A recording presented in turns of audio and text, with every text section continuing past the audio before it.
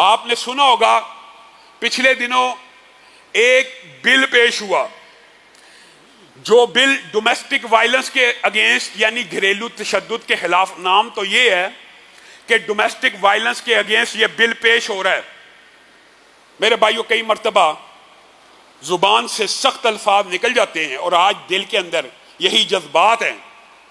یہ کیسے دین دشمن لوگ ہیں، یہ کیسے بے دین لوگ ہیں، یہ کیسا اسلام دشمن مافیا ہے.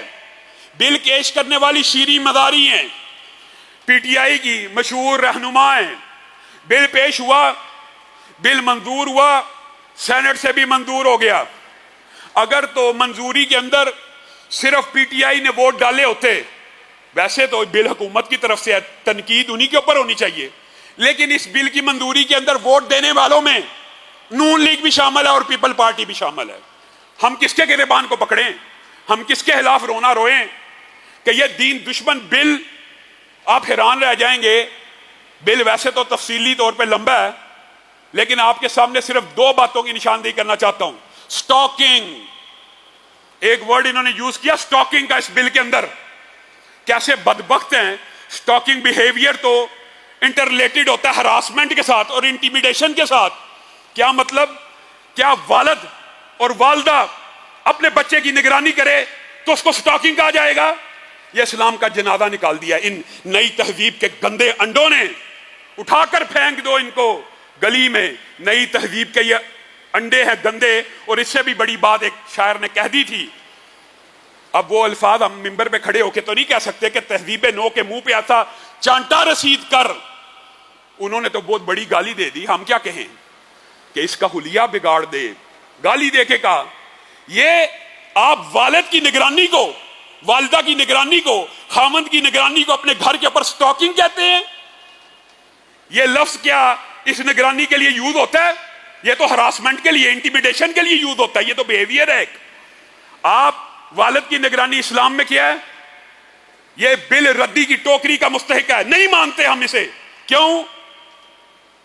نبی کریم صلی اللہ علیہ وسلم کی بات مانی جائے گی اور یہ پاکستان کا آئین بھی کہتا ہے، آرٹیکل 1 بھی کہتا ہے کہ قرآن و سنت پاکستان میں سپریم لا ہے. قرآن و سنت کے خلاف کوئی بھی قانون ہوگا اس کو ردی کی ٹوکری میں ڈال دیا جائے گا، اس کو دیوار پہ دے مارا جائے گا. اسلام تو کہتا ہے، رسول اللہ صلی اللہ علیہ وسلم تو کہتے ہیں، کیا کہتے ہیں کہ جب بچہ 7 برس کا ہو جائے نماز کا حکم دو. تمہارے بل کے اندر تو بچوں کو حکم دینے کی ممانعت ہے. اور جب 10 برس کا ہو جائے اگر نماز نہ پڑھے تو اس کی تربیت کے لیے، اس کی اصلاح کے لیے اس کو تادیباً ڈانٹو، ڈپٹو، مارو، مسجد کی طرف بھیجو. تم کہتے ہو یہ سٹاکنگ ہے اور تم کہتے ہو یہ ہراسمنٹ ہے. اپنے ہی بچے کی تربیت، اپنے بچے کی سرویلنس تو ہراسمنٹ ہے.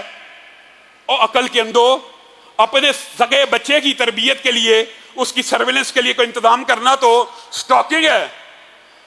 تم پچھلے پورے 2 ماہ سے یہ نعرے لگا رہے ہو کہ سرویلنس مدرسے کے اندر، بورڈنگ سکولوں کے اندر. ہم نے کہا بورڈنگ سکولوں کے اندر، یونیورسٹیوں کے اندر سرویلنس کا، کیمروں کا نظام ہونا چاہیے.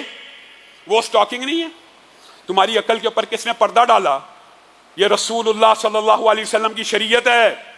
یہاں انہوں نے یہ لفظ بھی استعمال کیا کہ اگر خامند اپنی بیوی کو کہ میں تمہیں طلاق دیتا ہوں، یہ بھی ہراسمنٹ ہے. قرآن پاک کی آیت ہے اگر بیوی تنگ کرنا شروع کرے اس کو وعظ و نصیحت ہوگی. تم کہتے ہو وعظ و نصیحت بھی ہراسمنٹ ہے. تم کہتے ہو وَاهْجُرُوهُنَّ فِي الْمَضَاجِعِ بھی ہراسمنٹ ہے. تم نے اس بل کے اندر صلح کا کوئی خانہ لکھا کہ میاں بیوی کے مابین صلح کے لیے یہ ہو؟ ہم گھریلو تشدد کے خلاف ہیں، خلاف ہیں. خیرکم خیرکم لأہلہ وانا خیرکم لأہلی. تم میں سے سب سے بہتر وہ ہے جو اپنے گھر والوں کے لیے بہتر ہے، اور میں محمد صلی اللہ علیہ وسلم اپنے گھر والوں کے لیے سب سے بہتر ہوں. یہ رسول اللہ کی حدیثیں ہیں کہ نہ مارو، نہ کرو. لیکن یہ ڈومیسٹک وائلنس کا نیا تم نے شوشہ چھوڑا. ایک تو لفظ سٹاکنگ یوز کیا، دوسرا لفظ کیا ہے ماشاءاللہ. ماشاءاللہ حیران رہ جائیں گے. اکنامک ابیوز، معاشی دہشت گردی، معاشی طور پہ تنگ کرنا. یہاں پہ انہوں نے یہ ڈیفائن کیا کہ باپ ہے، اس نے اپنے بچے کو خرچہ دینا، یہ ایک نیچرل ایک فیکٹ ہے. بیوی کو خرچہ دینا نان نفقہ خامندی کی ذمہ داری ہے. یہ ذمہ داری تو تم نے اسلام سے لے لی. لیکن آگے کیا لکھا کہ اگر بچہ، باپ اپنے بچے کو کسی غلط کام میں ملوث دیکھتا ہے اور اس کو کہتا ہے میں تجھے اس کام کا خرچہ نہیں دوں گا، تو باپ کو پابند اور مجبور کیا جائے گا کہ بچے کو خرچہ دے. بچہ عدالت میں جائے گا اور کہے گا باپ میری ناحق نگرانی کر رہا ہے، میں یہ گندا کام کرنا ہی چاہتا ہوں. عدالت اس کو پروٹیکشن دے گی، عدالت اس کو اور کیا کرے گی، باپ کو 3 ماہ کے لیے سزا بھی دے سکتی ہے، 3 سال کے لیے سزا بھی دے سکتی ہے. اگر جرمانہ دے تو سزا اور بھی بڑھا دی جائے گی. تم نے یہ تو بل میں لکھ دیا کہ جب باپ خرچہ نہ دے گا تو باپ جیل چلا جائے گا. او عقل کے اندھو، عقل کے اندھو، یہ کیوں نہیں لکھا کہ جب باپ جیل میں ہوگا خرچہ تمہارا باپ دے گا؟ باپ جو جیل میں چلا گیا ہے تو پیچھے سے خرچہ کس نے دینا ہے؟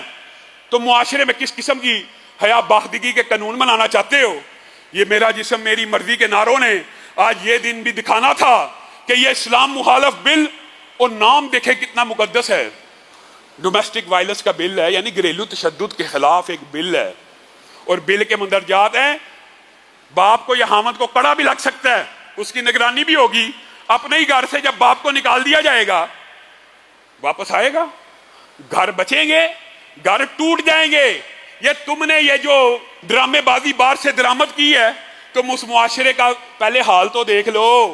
اس معاشرے میں میاں بیوی کا جو ادارہ ہے وہ کتنا کو مضبوط ہے. مشرق میں کچھ روایات اگر رہ گئی ہیں اسلام کی وجہ سے، علماء دین کی محنتوں کی وجہ سے، میاں بیوی کا ادارہ الحمدللہ آج بھی یہ جتنی مرضی بکواس کر لیں پاکستان میں ایک مضبوط ترین ادارہ ہے. اور پاکستان میں اس طرح عورتیں نہیں پھرتی بغیر خامدوں کے. آپ یورپ کے معاشرے سے یہ جہاں سے بل لے کے آ رہے ہیں وہاں کی حالت تو دیکھ لیں. سنگل پیرنٹل، سنگل مدر، اکیلی عورت بیچاری پروڈکٹ بھی بنی ہوئی ہے، کوموڈیٹی بھی بنی ہوئی ہے، دن رات مشینوں کی طرح کام بھی کر رہی ہے، اپنے بچے بھی پال رہی ہے. پاکستان میں تم یہ چاہتے ہو عورتوں کا، یہ عورتوں تک رسائی کی جنگ لڑ رہے ہیں. یہ عورتوں کی آزادی کی جنگ نہیں لڑ رہے، یہ عورتوں تک رسائی کی جنگ لڑ رہے ہیں. بے غیرت لوگ ہیں. یہ بتائیں پاک اسلام کے اندر میاں بیوی کا جو ادارہ ہے وہ کمزور ہے؟ باپ بیٹے کا اتنا عظیم الشان ادارہ ہے. رسول اللہ صلی اللہ علیہ وسلم نے صحابی کو کیا کہا تھا؟ تو اور تیرا سارا مال، تو اور تیرا سارا مال، تو اور تیرا سارا مال کس کا ہے؟ تیرے باپ کا. یہ کہتے ہیں نہیں، باپ اب بچے کو اگر گور کے بھی دیکھے گا تو یہ ہراسمنٹ ہے، بچہ رٹ کرے گا عدالت میں جا کے، میرا باپ مجھے ہراس کر رہا ہے. باپ ہراس کر رہا ہے، اکنامک ابیوز ہو رہا ہے. یعنی باپ خرچہ اگر کسی بات کے اوپر کم کرے یا تنگ کرے، اب بندہ کیا کہ انہوں کو کوئی چیز سمجھ نہیں آئی. انہوں نے اکنامک ابیوز، معاشی دہشت گردی ان کے ساتھ ہو رہی ہے نا FATF میں. شاید یہ اس کا بدلہ پاکستان کی عوام سے لینا چاہتے ہیں. خان صاحب آپ کا کام تقریریں کرنا نہیں ہے، یہ تقریریں مولویوں پہ چھوڑ دیں. آپ کا کام نافذ کرنا ہے، تنفیذ کرنا ہے. عجیب بات ہے، جب بھی ہم اسلام کی کوئی بات کرتے ہیں، جب بھی کوئی مطالبہ کرتے ہیں، کشمیر ڈے کے اوپر، فلسطین ڈے کے اوپر خان صاحب بھی تقریر کرنے آئے تھے، میں بھی مناؤں گا. مولوی کہتے ہیں کشمیر میں بھی مناؤں گا، فلسطین میں بھی مناؤں گا، افغانستان پہ حملہ نہیں کرنا چاہیے. خان صاحب نے پوری تقریر کر دی ہے، افغانستان کے خلاف امریکہ کا ساتھ نہیں دینا چاہیے. خان صاحب بھی تقریر ہی کر رہے ہیں. آپ کا کام تقریر کرنا ہے، آپ کا کام نافذ کرنا ہے. آپ کو اللہ تعالیٰ نے اختیار دیا ہے. ہم نے فاشی اور یانی کے خلاف تقریریں کی کہ ڈراموں میں نہیں ہونا چاہیے. خان صاحب نے بھی تقریر کر دی کہ عورتیں چس لباس پہنیں گی تو مرد. آپ نے نافذ کرنا ہے، آپ نے نافذ کرنا ہے. خان صاحب آپ اس وقت اتھارٹی ہیں، آپ وزیر اعظم ہیں. آپ کے ایک آرڈر سے ملک میں فحاشی اور یانیت کا خاتمہ ہو جائے گا. آپ کے ایک آرڈر سے یہ بل واپس ہو جائے گا. پہلے اسلام پسندوں کے لیے مشکلات، وقف املاک بل، وقف املاک بل ابھی اس کا رولا ختم نہیں ہوا. اور میں آپ لوگوں سے یہ وعدہ لینا چاہتا ہوں کہ یہ وقف املاک بل ہو یا یہ اسلام مخالف دوسرا بل ہو، جب بھی آپ کو کال دی جائے گی آپ ہاتھ اٹھا کر وعدہ کریں آپ آئیں گے. ایک آواز کے اوپر ہم احتجاج کریں گے، یہ ہمارا دستوری اور آئینی حق ہے. اور انشاءاللہ مسلمان اور علماء اس بل کو ویسے ہی نہیں مانتے، پہلی بات.